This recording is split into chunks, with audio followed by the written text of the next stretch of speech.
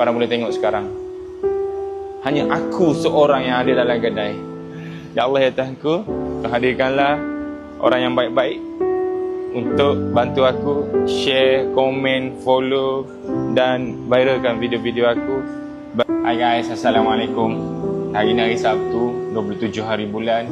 Sekarang jam pukul 5.57. So guys, aku tak tahulah, kalau aku bercakap dalam media sosial, orang akan cakap aku menagih simpati. Tapi betul lah, memang sekarang ni aku meraih simpati dan meraih pertolongan daripada korang, yang mana aku perlukan kuasa viral. Korang viralkanlah kedai aku, bagi aku boleh bertahan, bagi aku boleh survive, bagi aku boleh cukuplah untuk meneruskan bisnes ataupun perniagaan ini. Korang boleh tengok sekarang. Hanya aku seorang yang ada dalam kedai.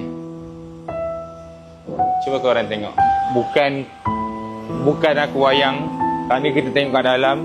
So sekarang ni korang tengok kat luar. Mai jom kita tengok.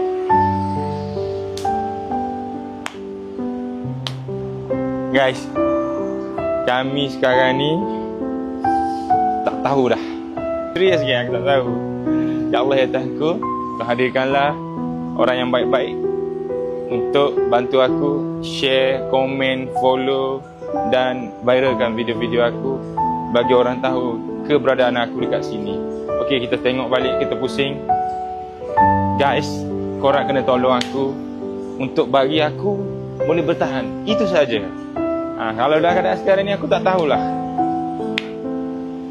Aku tak mampu.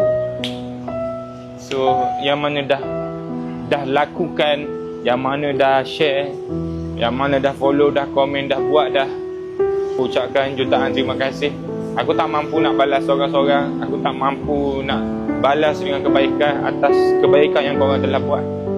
Aku doakan korang dimurahkan rezeki, diberi kesihatan berpanjangan, sihat tubuh badan sehingga ke akhir hayat. InsyaAllah kehidupan korang berkat dunia dan akhirat. Itu saja. Bye bye. Assalamualaikum.